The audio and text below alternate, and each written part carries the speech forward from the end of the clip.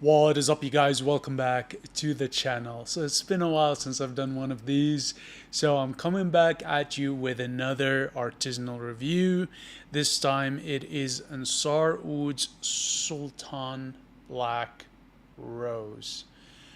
Now this is a new addition to the lineup, and it is part of his Rose Fest that's currently going on as of the time of this upload. So I got an order, a huge order actually, from Ensar. And yeah, I got a few samples, and this was one of them. So, what I'll be doing is I'll be going over the musing off of the website, followed by a breakdown of the notes, and then I will do a perfume experience for you guys. All right. So, oh, today, by the way, I'm not having coffee, probably later, but uh, if you guys want to, as per tradition on the channel, make sure to grab your favorite snack, your favorite bevy or cafe, and sit back and relax. Okay, so Sultan Black Rose. Pick him early, pick him cold. That's the golden rule at harvest. Catch the rose before the sun does. Pluck the petals just before dawn, while they're still holding their breath in the chill of night, and then straight to the still. It's wild to think roses have bloomed for over 35 million years, and we've been cultivating their scent for at least 5,000. And yet, this is the first time you'll smell rose this noir. White roses shine bright, innocent, even, while red and pink play the game of love, of romance and seduction. As for black, this is what happens when red bulbs bleed crimson and white exhales incense. When you inject oud into those silky petals and blackify the pretty petite. Stain the bloom black when you're chasing something of midnight's noir, that hour when the soil breathes richer, the air cuts cleaner, and flowers grow bold, and the oud strong. While perfumers reach for two varieties of rose, Damascena and Centifolia, this composition carries five. Not to be named, not to be counted, because this quintet doesn't bloom alone. The fragrance rises like a cloud of dark agar incense, resinous, smoldering, and carrying the burnished sweetness of tobacco, dried slow over cedarwood. Beneath it, patchouli breathes its fresh earth, while black pepper and clove slice through the haze with a fiery bite, sparkling against the oud-drenched air. While oakwood typically gives you a raw, dare I say, unrefined base, bourbon vanilla, oleoresin, coupled with beeswax and a hint of fig, smoothes its rough edges. Together, they also prep the base to be drenched in 30 years aged melassinises, or malacinises. Don't know how it's pronounced. You might catch flickers of labdanum, of saffron, of black tea and coffee, mushroom, and helichrysum, fir, and frangipani, but none of them shout out at you because they anchor the two titans at the core, Tigerwood 1995 and Severanda, Sri near identical twin.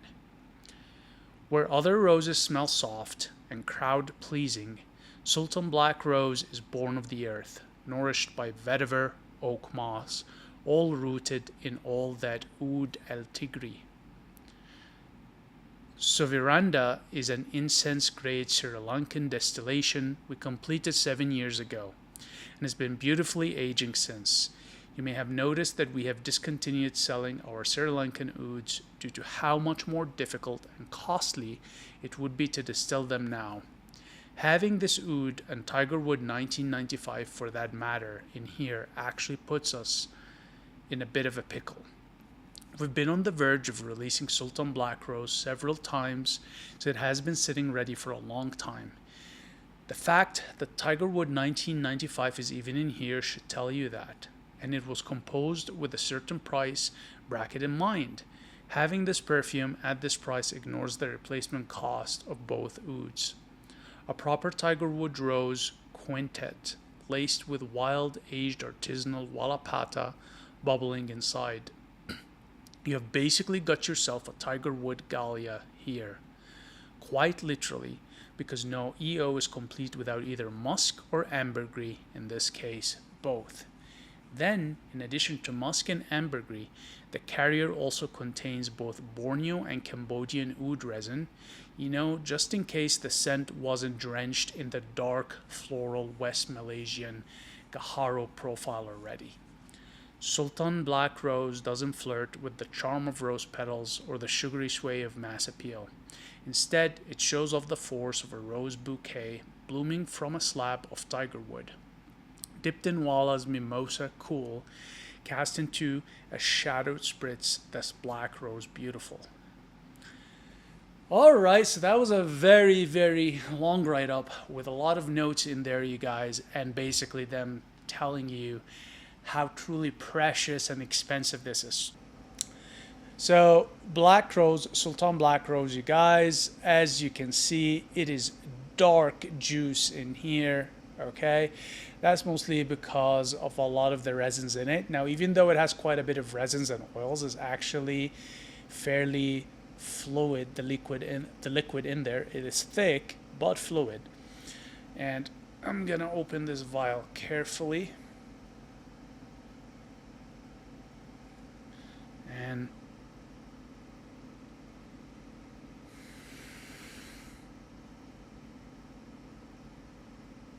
now, wow, I actually started watering and salivating smelling this.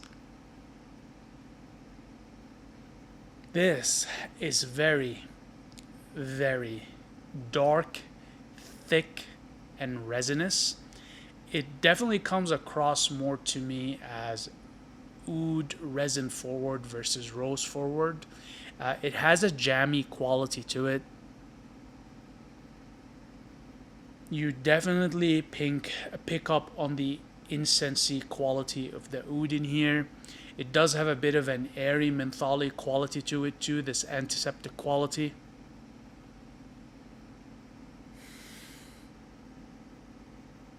Oh yeah, the oud in here is very incensey. And yeah, the rose, oh my god. So I picked the rose more on the dropper. Well, I don't know what this is, the stick versus the actual vial. Wow.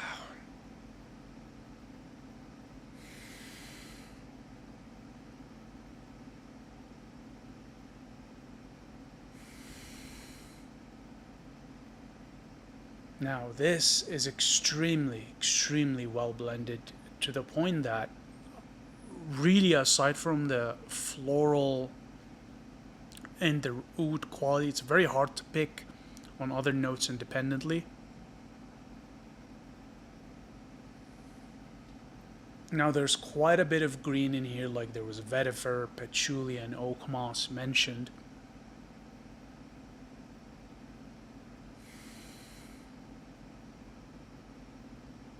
Which, frankly, it's very hard for me to pick on. Like I said, extremely well blended. Now there's mention of musk and ambergris. I can see the musk and the ambergris for sure. The roses, he did mention 5 types of roses. This has something that's, it's very airy, very refreshing and zen-like almost too. And it's not necessarily coming from the oud as much as it is coming from the rose. I don't know why he wouldn't mention what type of roses are in here. Actually be very helpful. Now, there's mention also in here of tobacco, black pepper, clove, tea, black tea. And I can see that. Again, extremely hard to pick each one separately, but I can see that just coming off of, the scent. It is spicy. It is herbaceous.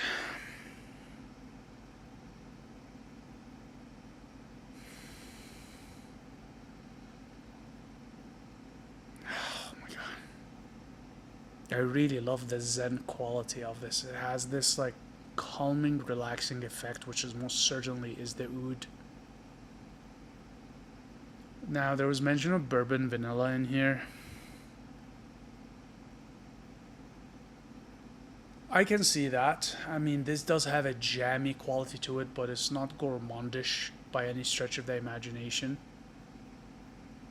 There's also Frangipani in here, which I can see that Frangipani gives a floral but jammy quality to a lot of these scents.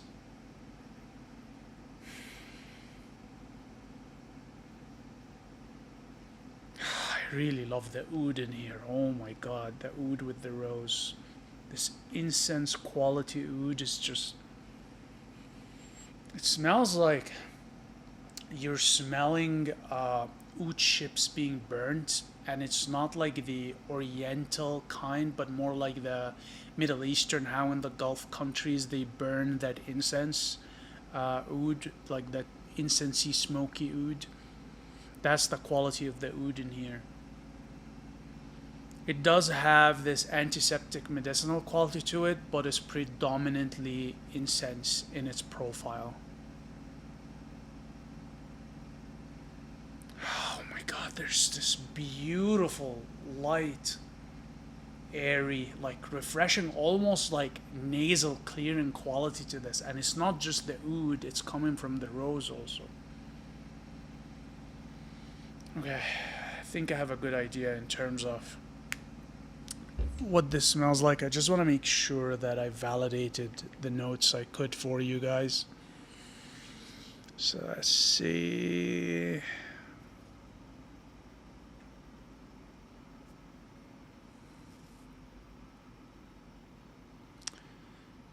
Incense, yes. Resinous, yes.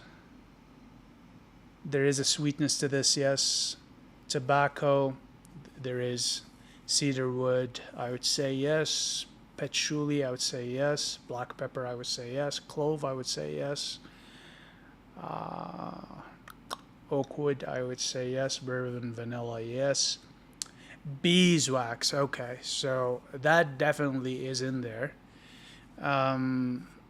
Hint of fig, I wouldn't know.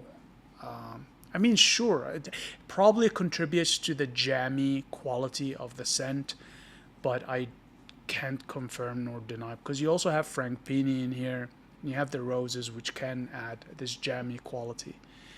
Then labdanum and saffron and black tea and coffee. Interesting. Labdanum, I'm not too sure. Saffron, I would say yes. Black tea, yes. Coffee, I don't know. I honestly don't know. Mushroom, I don't think so.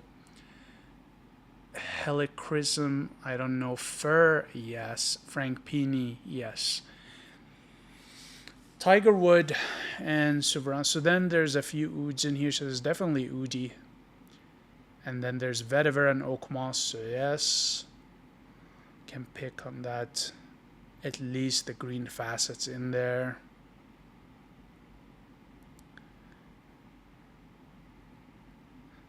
Okay. There's different ouds in here, and then we've already talked about the musk, and the ambergris for sure exists in here. Okay, so let's talk some data, some facts, and profile info for you guys. So in terms of performance, so with this one, because it's really airy and it is artisanal, I'm gonna put it, depending on your skin and chemistry, between medium and strong.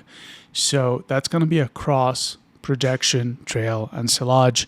Now, I know in the past a lot of you have disagreed with me, saying that performance on these is strong.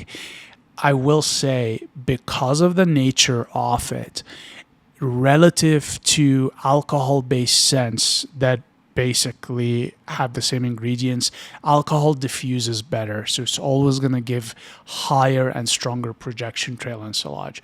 So when I do say that performance in terms of projection, trail, and sillage is medium to strong, or even if I say low, I'm comparing it to perfumes that are beast mode, because alcohol helps with a lot of the performance, okay, in terms of projection, trail, and sillage. So for this one, I'm going to go medium to strong because it's fairly airy, it's open, and it definitely has quite a bit going on in here in terms of strong notes that are going to give it a rather strong projection and trail and sillage. I know for me it does, because I did swipe this when it first arrived, and I even washed it off with soap, and you can still smell it. It was there, really strong, and was projecting towards my nostrils. Even right now, just having smelled it, you guys, and whiffing it, like literally the scent is in my nose. Like I can smell this in my nose even long after removing the vial away. So keep that in mind. The one thing I will say is that with this one, your nose will not go blind to it.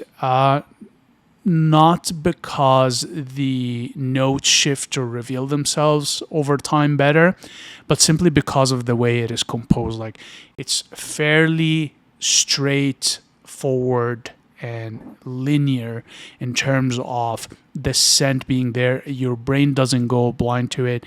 Now, like I said, this is very well blended.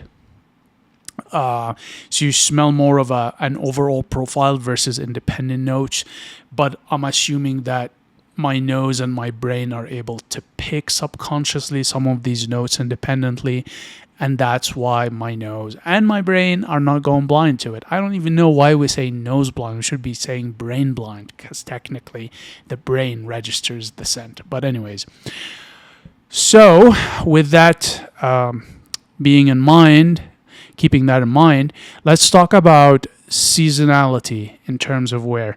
So actually with this one, even though it is dark in terms of profile and the perfume itself, I'm going to go ahead and say that this would actually wear fairly well across all 4 seasons.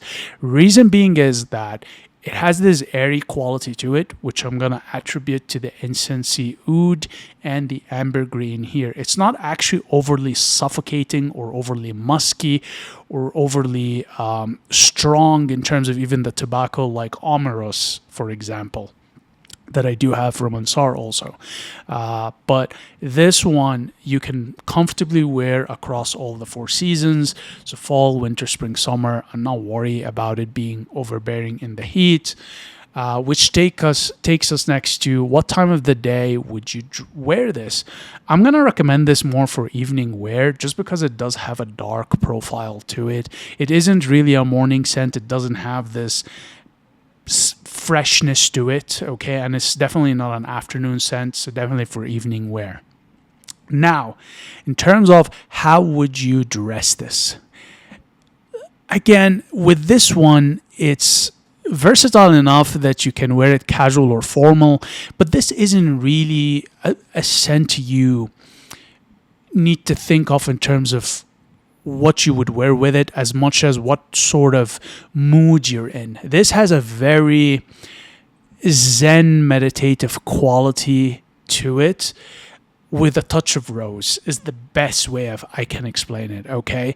So it's not necessarily how you would dress it as much as what mood are you in and what sort of activity, relaxing activity, you're partaking in where you would like to enjoy this, okay?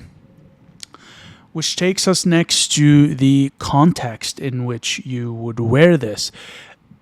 Honestly, this isn't the kind of scent you're going to put on to impress people. This isn't a mass appealing or a people pleasing kind of a scent. It's not a scent that is going to get you compliments. It's more something you wear for yourself. Like I said, when you want to relax, unwind, be in a zen meditative state, or if you are a person that enjoys sensual experiences through your nose and you want to experience something different and a different take on a rose, then by all means that is the scent for you. But if you're buying this to wear it to get compliments from others, or if you're buying it to basically wear it and expect it to be like a status symbol or something that's gonna elevate you socially, that's not that kind of scent. Okay, you're better off with some other scents. This is more for yourself. You want to relax, you want to meditate. Like I said, you are a sensual person that enjoys artisanal, good craftsmanship when it comes to high quality fragrance oils, then this is for you. This is more for the real perfume connoisseur, someone that appreciates complexity and enjoys just trying something new and different. Okay, and in terms of the gender spectrum for this, so even though this has a rose, this is actually, for me, comes across more as a masculine leaning scent, just because of a lot of the woods, the greens in there, as well as just the Ensar Oud in here, and even the roses in here. They're not very powdery, they're not very feminine, they're not citrusy, they're not like lotiony in quality. It's more of a dark, jammy rose. Okay, there's a heaviness and thickness to it, and that makes me lean more it being a men's perfume. But for the ladies out there, don't be discouraged of getting this on. It does have feminine qualities to it too, but it's more masculine leaning. Okay, so what else can I say about this? Sultan Black Rose. So this is definitely a different take on rose. If you've experienced other perfumes from Ensar Oud, like for example Amiros that has tobacco such as in here, or what else, or his private blend, it has this sort of DNA in here, but completely different at the same time. Like things like the black tea, the rose, the clove, the black pepper. This is like, I always feel that that's Ensar's go-to when he's trying to create a masculine-oriented perfume for himself, and you get quite a bit of that in here, but otherwise it's very, very different. He's putting out quite a bit of Ensar Oud as of recent, relative to the typical Oricent, Oriental, or even Indian Oud he's done in the past, and this definitely captures quite a bit of this Ensar Oud in here, and it's just a different take on some of his other work, but definitely does have his DNA. So would I recommend Sultan Black Rose? If you want a different take on rose and oud, by all means, 100% yes, get your nose on it, get your wallet on it, cop it, you will not regret it. However, if you're more interested in a traditional rose and oud profile, or even traditional rose, I'd say this might leave you wanting for more. Okay, the other thing I will say is this is a bit more complex compared to a typical rose oud scent. Like I said, it's very well blended, so even though it has quite a lot of good things going on in it, you might feel, if you don't have an experienced nose, that you didn't get your money's worth. So that's one thing to keep in mind. So I would recommend this more for those that are experienced, have a nose that's smelt quite a bit, and have been around and have an appreciation for artisanal craftsmanship. If you're a newbie and you want a oud and rose perfume, I think this might not be a good fit. Okay, but otherwise, perfect composition. Really, really like it, in particularly the oud and rose composition in here. So would highly recommend. Okay, right, you guys, with that said, hopefully you've enjoyed this perfume experience. As per usual, very much appreciate your time and attention, and I'll see you in the next one. Cheers.